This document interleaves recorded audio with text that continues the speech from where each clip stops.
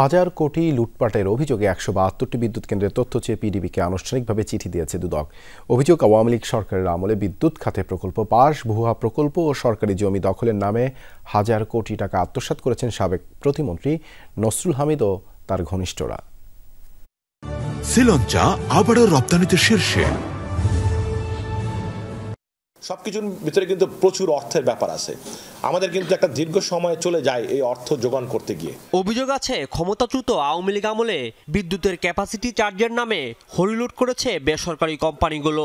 শেখ হাসিনার ৩ মেয়াদে বিদ্যুৎ খাতে মোট ব্যয় ছিল $২,৮৩০ কোটি, টাকার অঙ্কে যা ৪.৫ কোটি। দুর্নীতি দমন কমিশনের অভিযোগ বলছে কেবল ক্যাপাসিটি চার্জই দেওয়া হয়েছে ১ লাখ কোটি টাকা। এর বাইরে ভারতের আদানির সঙ্গে চুক্তিতেও শুল্ক ও কর অব্যাহতি দিয়েছে জাতীয় রাজস্ব বোর্ড। এতে প্রায় $৪০ কোটি কর পাওয়া থেকে বঞ্চিত হয়েছে সরকার।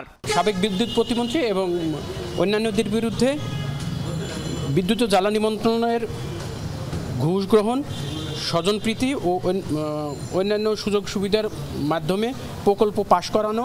সেই ধারাবাহিকতায় ১৭২টি বিদ্যুৎ কেন্দ্রের ২০০৯ সাল থেকে ২০২৪ সাল পর্যন্ত বিল পরিশোধ, বকেয়া, চুক্তিসহ সব ধরনের নথি তলব করে পিডিবিকে সম্প্রতি চিঠি দিয়েছে দুদক। অদ্যাবধি যেসব বিদ্যুৎ কেন্দ্রের চুক্তি সম্পাদিত হয়েছে সেসব পাওয়ার পারচেস এগ্রিমেন্ট, ইমপ্লিমেন্টেশন এগ্রিমেন্ট সহ সম্পাদিত অন্যান্য সকল চুক্তি ও চুক্তি সম্পাদনের ক্ষেত্রে বোর্ডের অনুমোদনের কপি, বিদ্যুৎ কেন্দ্রগুলোর অনুকূলে অদ্যাবধি পরিশোধিত বিল ও বকেয়া বিল সংক্রান্ত তথ্যাদি, এছাড়া অনুসন্ধানকালে চাহিত অন্যান্য সকল রেকর্ডপত্র চাওয়া হয়েছে।